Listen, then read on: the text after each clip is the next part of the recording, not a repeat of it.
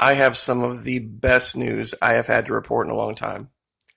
This guy, Elliot Abrams, special envoy to Venezuela, just got played like a fiddle, and he's starting to realize it. His entire policy regarding Venezuela is going to be a complete and utter failure. They are going to become, if you thought they were rich before, just wait. You see, there's this spin being put on this announcement about Nicolas Maduro easing up on some of the dollar restrictions, and of course, making that to be some kind of evidence that he has embraced capitalism. Nothing could be further from the truth. You see, they're only telling you half the story. See, this is from, I believe this is Bloomberg Quint, whatever that is. Maduro embraces capitalism and Venezuela emigres are returning. You see, giant freaking lie. Total lie. See, Venezuelan emigres have been coming back for a long time. That's why they just had to sanction Conviasa, because that's who was bringing them back. Carlos Villarreal came home to Venezuela last month, a 35-year-old lawyer. He'd had enough of 15-hour days and abusive bosses as a restaurant worker in Argentina. You know, good old-fashioned capitalist Argentina, buddy of America, Argentina. One of more than 5 million Venezuelans who've left, blah, blah, blah, humanitarian catastrophe. His return is emblematic. Now, here's the key. Here's what you need to pay attention to. I'm going to find a job that pays in dollars. So many would think, see, the people were right. DC was right. It was the problem with socialism is that they just didn't embrace the US dollar, and because the dollar is a capitalist, currency, therefore it makes it better. See, they don't understand what's really happening down there. If Florida had its own currency that was different than the US dollar, without some controls, it would collapse immediately. All of the currency would leave because of the way the economies are done today, that you buy stuff from around the world. All the wealth of Florida would leave immediately, and you would have to dollarize. But Maduro was smart. He's allowing this to happen. He's allowing the dollar economy to thrive with one huge caveat. You ready for this? You see, Elliot Abrams here, U.S. Special Envoy, disagrees. Quote, why is this happening, he asked. Reporters on Thursday referring to the dollarization privatization.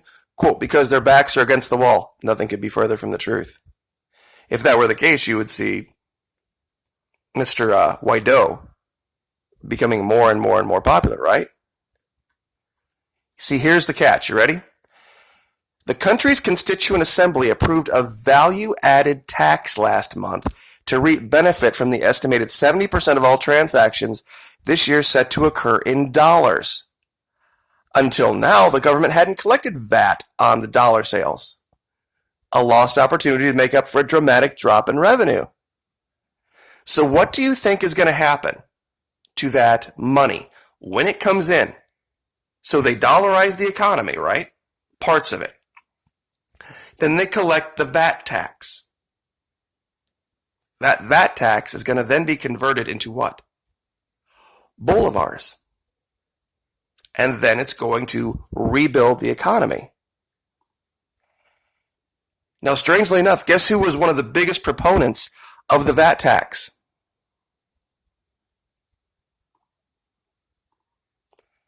That's right, Gary Johnson. Value-added taxes are much more fair, much more easily integrated into a truly fair economy. And DC can't do anything about this now because they can tax their people, but they're not raising income taxes like they do here in this country. Value-added taxes are very different.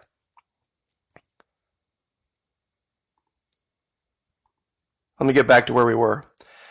Eliminates multiplicity of taxes, prevents double taxation, eliminates interstate taxes, rationalizes all tax burden in the case of goods and services. You see, this is the way you do this. You're basically taxed on consumption, not on what you make. They are eminently more fair. So believe it or not, Nicolas Maduro actually took a page out of the Libertarian Handbook. And now the more DC tries to pump the dollar into Venezuela, the more they are going to pump up the Bolivar. Because that money is just going to go right through there's not going to be any avoiding the VAT tax. So the better business does, the better government's going to do. But that doesn't mean they're getting rid of socialism, because that money is going to go right back to the people. And Maduro's still going to be in charge, and they're going to do this under Nicolas Maduro. See, there's a logic flaw that a lot of people don't see with these uber wealthy Venezuelans. You see, what is it that makes a wealthy person wealthy? Well, when we see them, they have nice clothes, they have nice things, they have money to spend, but they have to have some place for that money to go. What good is it to be rich and have a bunch of cash if there's not toys and things to spend it on? If you can't pay people to do your laundry, pay people to mow your lawn, pay people to clean your house, all this other stuff, cook your food.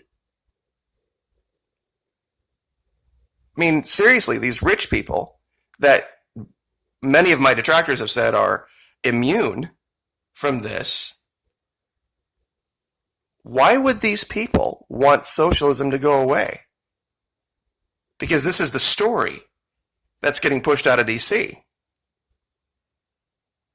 You see, if the rising tide lifts all boats, why would you want to have to pay more for things?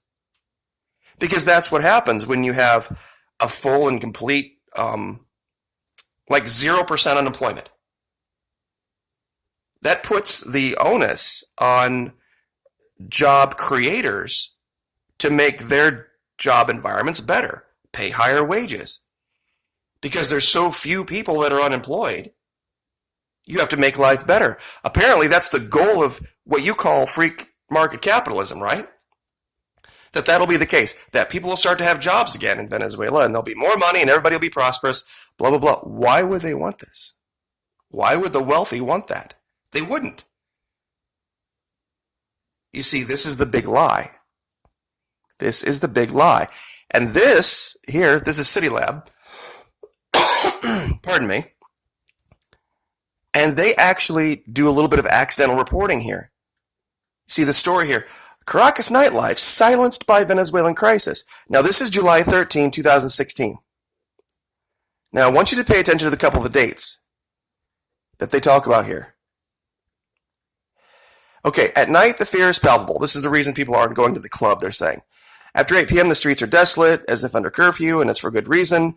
3,946 homicides recorded in 2015. Caracas, remember, became the city with the highest homicide rate. It wasn't that prior to 2015. Remember that. In 2015, it became that. Now, how can we say that? Well, look here, same article. Let's go down here to end of the party.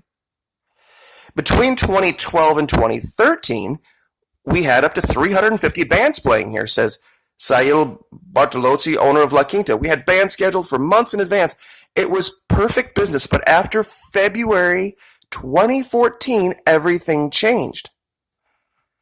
Now, gosh, what happened in February of 2014? Look what happened to the price of oil. The primary driver, pardon me, of income into Venezuela. The price of oil halved twice in less than 2 years. This was the problem. Now, why did oil do that? We've covered this. Washington, D.C. allowed U.S. oil companies to begin putting U.S. oil on the market for profit. You see, there was a very controlled oil supply before, and there was no room for that oil. See, the oil pumped in this country used to have to only be sold here. Well, how are you going to dump all that oil on the market without creating the price? Without pushing someone else out? It's exactly what DC did. To make room for big oil companies to enter the international market, they had to find somebody to push out. Guess who it was? Venezuela.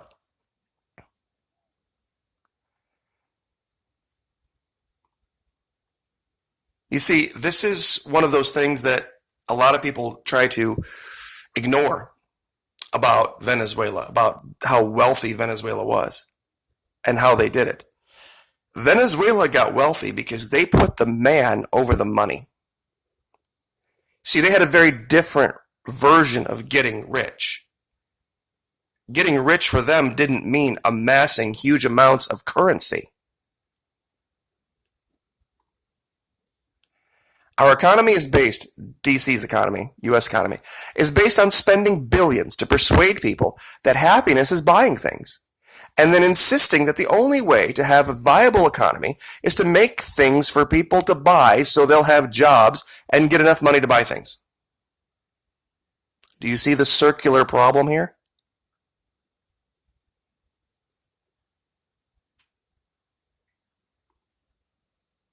This has been the case in this country for a long time. We like to ignore it. We have more starving people here than Venezuela's ever had. Now, yeah, we're a bigger country. But how could that possibly be? If what we're doing is so wonderful and great and fantastic for everyone, and that rising tide lifts all boats. See, that's the big lie. And this guy knows it. I'm going to stand by my prediction that in the next 10 to 15 years, Washington, D.C. is going to have to nationalize our oil industry. Why? Because now they're not going to be able to compete. They're going to not need the taxes from that oil. They're going to need the revenue from that oil. Because we're at the point now where we're at 105% debt to GDP ratio. We have a debt that is greater than our GDP, gross domestic product. 105% of it. And there's no way around this. The time is going to come to pay the piper. $23 trillion in debt, and you're going to tell me it works? $23 trillion in debt, and you're going to tell me it works? This guy just played Abrams like nobody's business. And I wanted to share one other thing about this country club lifestyle in Venezuela. There was a way that these people reacted to it that I think you would find interesting. You see, they call this group of people the bourgeoisie, and they're actually a group of people that have been around for centuries.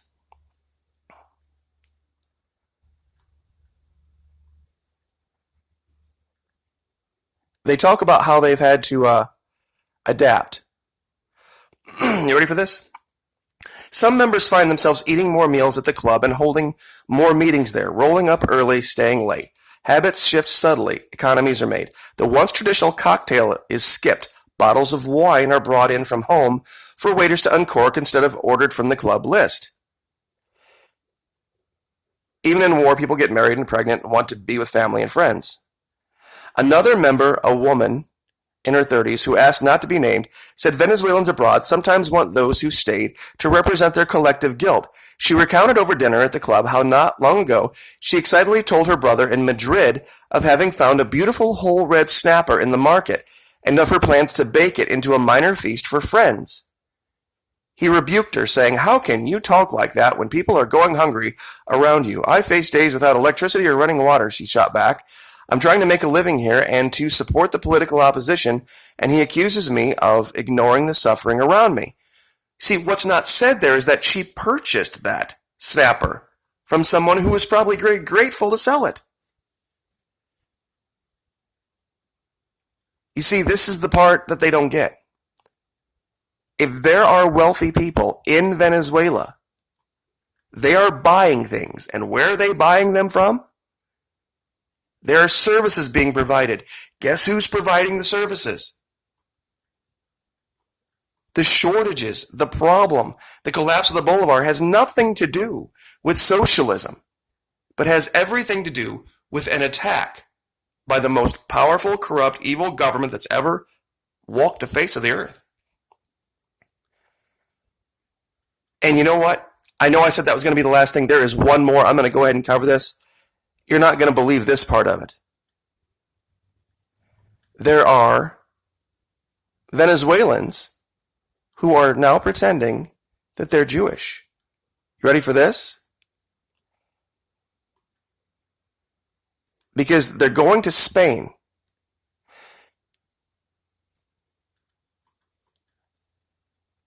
Because, okay, here you go. Ready? More than a few have pocketed second passports just in case. One popular country is Spain, partly because the Spanish government, in seeking to make amends for expelling Jews in the 15th century, has offered any Jew of Spanish origin a passport. This has produced a wave of quote-unquote Jewish self-awareness in this overwhelmingly Roman Catholic country. Jews who say they are not. Synagogue of Satan. Does that ring a bell?